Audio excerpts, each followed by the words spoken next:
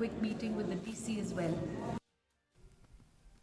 The Ministry of Youth Affairs and Sports, Government of India under the Nehru Yuva Kendra Sangathan, West Giant Hills District, today organized a district-level Yuva Utsav 2022 India at 2047 on the theme Take Pride in Our Heritage and Legacy at Marion Hill Higher Secondary School, Jowai.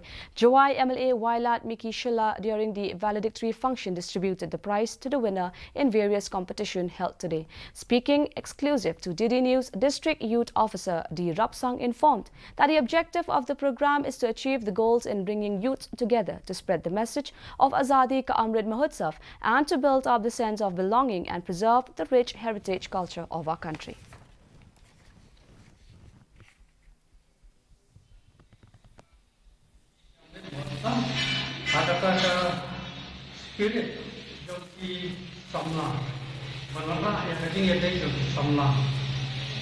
Badan pokok distrik Jowai nanti aku ini kita kalau ban pensabrian dan ban suket ya kan ika idea akan berjaya baca dor jom kecil elok lain dulu kaba nanti kalau penjoj serta tidak bukan senang ke berkawin kalau ban aimen sin jadi pun sama dijongi bagian benar pensa akan berjaya bagi ready didustur dijongi